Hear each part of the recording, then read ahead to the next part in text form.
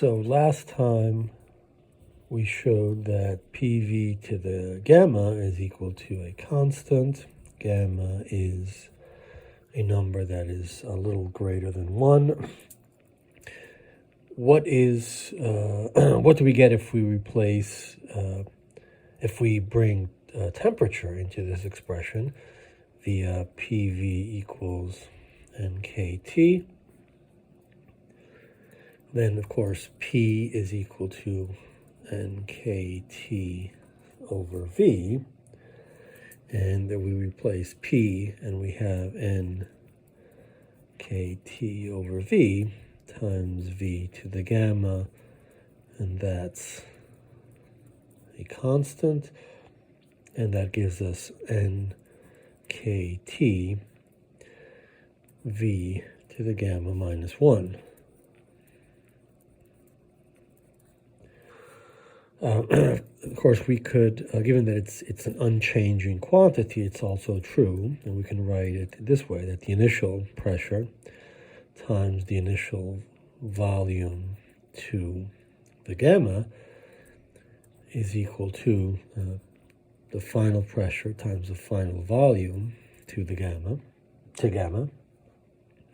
And in terms of this, then we would say NK T initial, V initial to the gamma minus 1 is equal to N K T final, final volume to the gamma minus 1, or that T V to the gamma minus 1 is equal to some other constant. Okay, so let's maybe do an example. Usually we think of an engine, and the engine is the volume in the engine is compressed. So I don't know, if we do some T initial is temperature outside, I don't know, 25 degrees Celsius, and we compress, the engine compresses, is compressed, so the volume compresses from P initial, let's say it's 1 atmosphere, and the initial volume is, let's make simple numbers, so 1,000 cubic centimeters. Not sure if it's too large or not. So let's say now we want to know what P final and T final are. And we have this adiabatic compression. And we go, so we have an adiabatic compression, and we let's make it simple, to a V final of 100 cubic centimeters. So right, we have P V to the gamma and T V to the gamma 1 as constants. And so P final, right, we can get P final as P initial.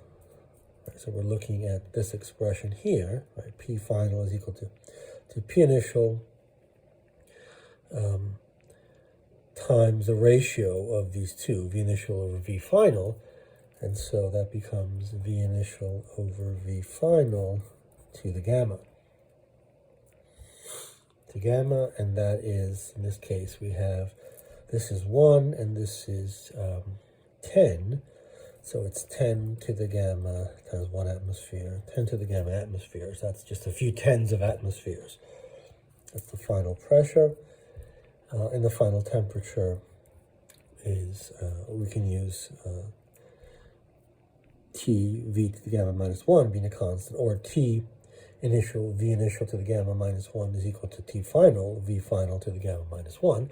So T final in that case would be T initial times V initial over V final to the gamma minus 1. And in this case, given our numbers, we have, this is 10 to the gamma minus 1. That's well, a little less than 1. So this is a few.